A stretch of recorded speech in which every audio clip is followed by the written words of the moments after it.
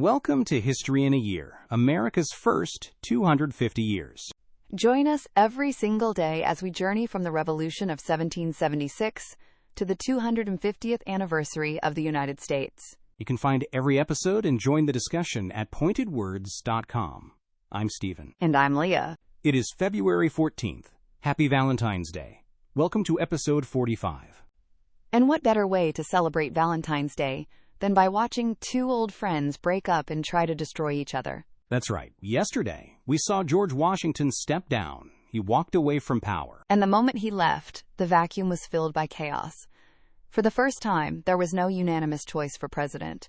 There was no father of the country. There were just two political parties who hated each other's guts. The election of 1796 is the first real presidential election.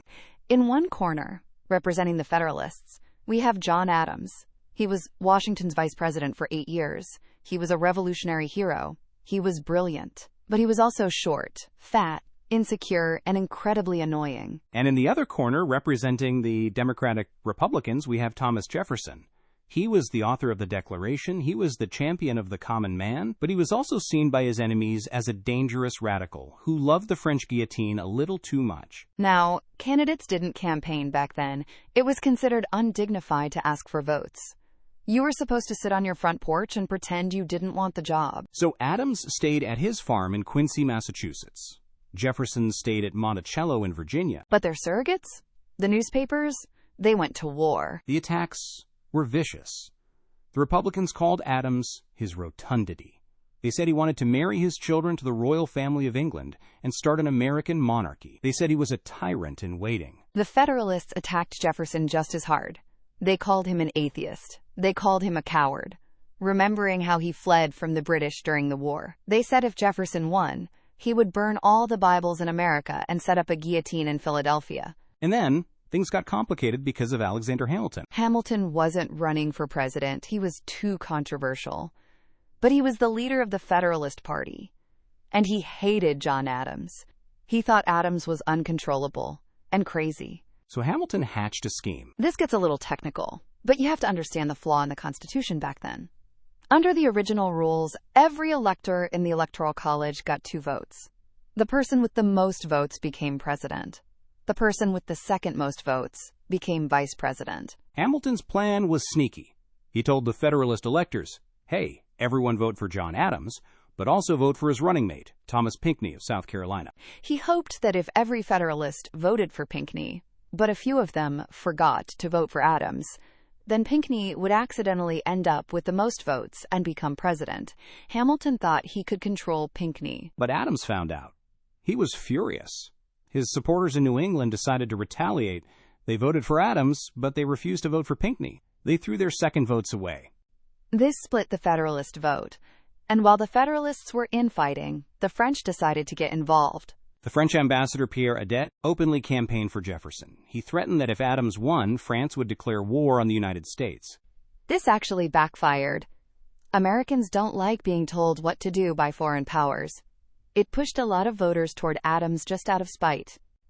So, the votes were counted in February 1797, and the result was a mess. John Adams, Federalist, 71 votes. Thomas Jefferson, Republican, 68 votes. Thomas Pinckney, Federalist, 59 votes. Aaron Burr, Republican, 30 votes. John Adams won by just 3 votes. He was the president. But look who came in second. Thomas Jefferson. Because of that weird rule in the Constitution, the runner-up became the vice president. So now you had a Federalist president and a Democratic-Republican vice president. Imagine if Donald Trump was president and Hillary Clinton was his VP. Or if Joe Biden was president and Donald Trump was his VP. That is exactly what happened in 1796. At first, they tried to make it work. Jefferson sent Adams a nice letter. Adams thought, maybe we can govern together like the old days. But the cabinet, who were all loyal to Hamilton, told Adams, no way, Jefferson is the enemy. You can't trust him. So Adams shut Jefferson out. He didn't invite him to cabinet meetings. He didn't ask his advice. Jefferson was stuck in the vice presidency, with nothing to do but preside over the Senate and plot his revenge for the next 4 years. And poor John Adams. He finally got the job he wanted, but he inherited a nightmare. France was furious that he won. They started seizing American ships. His own party, led by Hamilton, was plotting against him. His vice president was leading the opposition. Adams later said, "No man who ever held the office of president would ever congratulate a friend on obtaining it." And to make matters worse, Adams has a very specific personality problem. He is brilliant, but he is notoriously thin-skinned. Join us tomorrow for episode 46, His Rotundity. We do a deep dive into the character of John Adams, the most underappreciated, misunderstood, and self-sabotaging founding father. We look at his prickly personality, his incredible diary, and why he was the only person who could have followed Washington. I'm Stephen. And I'm Leah. You can find every episode at pointedwords.com. And this is our story.